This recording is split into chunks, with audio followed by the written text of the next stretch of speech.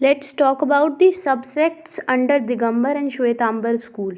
तो दिगंबर स्कूल के दो मेजर सबसेक्ट्स हैं, एक मूल संघ और एक दिशपंथी, तेरापंथी और तरणपंथी। मूल संघ ओरिजिनल कम्युनिटी को कहते हैं, विशपंथी, तेरापंथी या तरणपंथी मॉडर्न कम्युनिटी को कहते हैं। तो अगर तेरापंथी या विशपंथी के बीच का डिफ्रेंसिएशन समझने की कोशिश करें तो जो दिगंबर तेरापंथीज हैं वो आइडल्स को वर्शिप करते हैं अष्टद्रव्य के साथ, यानी बिस्पंथीज की तरह ही, लेकिन वो फ्लावर्स और फ्रूट्स को ड्राई सब्स्टिट्यूट से रिप्लेस कर देते हैं। यानी जो बिस्पंथी हैं वो फ्लावर्स एंड फ्रूट्स यूज़ करते हैं इन वर्शिपिंग आइडल्स, और जो तेरापंथी हैं वो उनको ड्राई सब्स्टिट्यूट से रिप्लेस कर देते हैं। जो बिस्पंथीज हैं वो तीर्थंकर को वर्शिप करते हैं, उसके अलावा यक्षास को, यक्षिनी को भी वर्शिप करते हैं, जैसे कि भैरव और क्षेत्रपाल। और इनकी जो रिलीजियस प्रैक्टिसेस हैं इसमें आरती और फूल चढ़ाना, offerings of flower, fruit and prasad, फूल चढ़ाना, फल चढ़ाना, प्रसाद चढ़ाना, ये सब आता है। भट्टारक्स जो हैं वो उनके धर्मगुरु होते हैं और वो राजस्थान और गुजरात के रीजन में ज़्यादातर कॉन्सेंट्रेटेड हैं, ठीक है।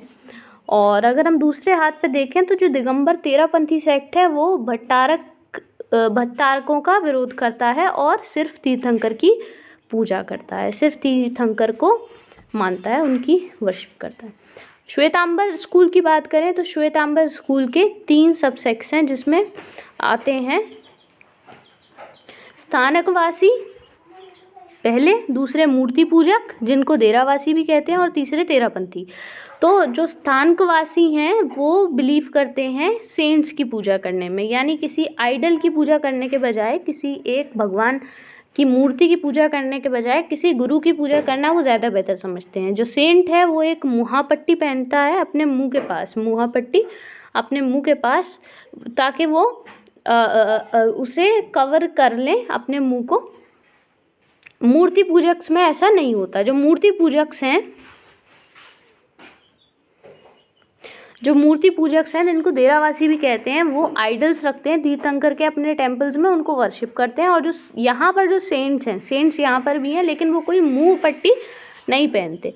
लेकिन पिछले केस में, स्थानकवासी के केस में, सेंट्स जो हैं वो मुँह पट्टी पहन रहे थे और यहाँ पर मुँह पट्टी नहीं पहन रहे। अगला है तेरापंथी। तेरापंथी की बात करें तो वो सेंट्स से पूजा करते हैं, आइडल्स से पूजा नहीं करते। और स्थानकवासी की तरह ही तेरापंथी सेंट्स भी मुँह पट्टी पहनते हैं अपने मुंह के पास, उसको कवर करने के लिए। जैनिज़्म के अंदर पॉपुलर प्रैक्टिसेस क्या हैं ये समझ लेते हैं। तो पहली एक इम्पॉर्टेंट प्रैक्टिस है सल्ले खाना। सल्ले खाना क्या है? ये एक रिलीजियस प्रैक्टिस है जिसमें आप वॉलंटरीली यानी अपनी मर्जी से फास्ट रखते हो टू डेथ, यानी जब तक आप मरोगे नहीं तब तक आप कुछ खाओगे नहीं, मतलब समझ रहे हो कि आपको मरने तक उपवास करना है। इसको सल्ले खाना बोलते हैं। और ग्रेजुअली आप फूड का इंटेक और लिक्विड इंटेक अपनी बॉडी से कम करते जाते हो।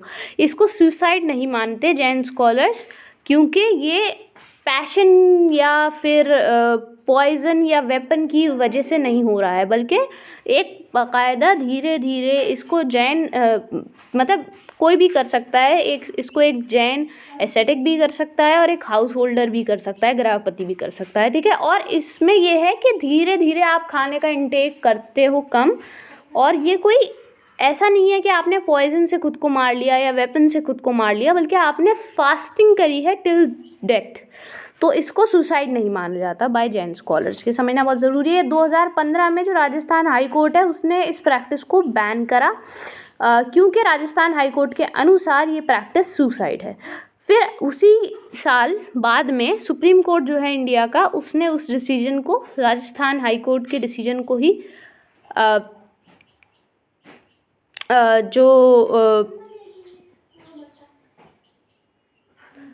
जो बैन था सल्ले खाना प्रैक्टिस पे, वो उन्होंने हटा दिया, उसको लिफ्ट अप कर दिया सुप्रीम कोर्ट ने, ठीक है। फिर अगली है प्रतिक्रमण। प्रतिक्रमण क्या है? ये प्रोसेस है जिसके अंदर जैन्स जो हैं वो अपने गुनाहों के लिए, अपने सिंस के लिए, अपने पापों के लिए अपनी डेली लाइफ में रिपेंट करते हैं यानी दुख मनाते हैं, और वो खुद को याद दिलाते हैं कि हमें इन गुनाहों को रिपीट नहीं करना है, हमें इन गलतियों को रिपीट नहीं करना है। तो जो 5 तरीके के प्रतिक्रमण हैं उसमें आता है देवासी, रायपखी, चौमासी और संवत्सरी। ठीक है,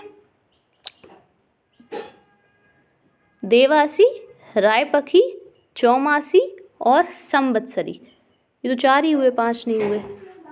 अगला है जैन फ्लैग। जैन फ्लैग, जो जैन फ्लैग है उसमें 5 कलर्स हैं, namely red, yellow, white, green and dark blue. ये जो 5 कलर हैं ये पंच परमेष्ठी को रिप्रेजेंट करते हैं, 5 फोल्ड हायरार्की जो कि रिलीजियस अथॉरिटीज़ की है जैनिज़्म के अंडर में। जितने भी 24 तीर्थंकर्स रहे हैं उनको एक कलर के साथ जोड़ करके देखा जाता है। जैसे कि रेड जो है वो अरिहंत को रिप्रेजेंट करता है, वो बंदा जिसने कैवल्य ज्ञान को अटेन कर लिया। और येलो जो है वो सिद्ध को रिप्रेजेंट करता है, वाइट जो है वो आचार्य को रिप्रेजेंट करता है, ग्रीन उपाध्याय को रिप्रेजेंट करता है और डार्क ब्लू साधु को रिप्रेजेंट करता है। फिर आता है स्वास्तिक जो कि फ्लैग के मिडिल में बना हुआ है। तो ये जो स्वास्तिक है ये एम्बॉडीमेंट है सोल का।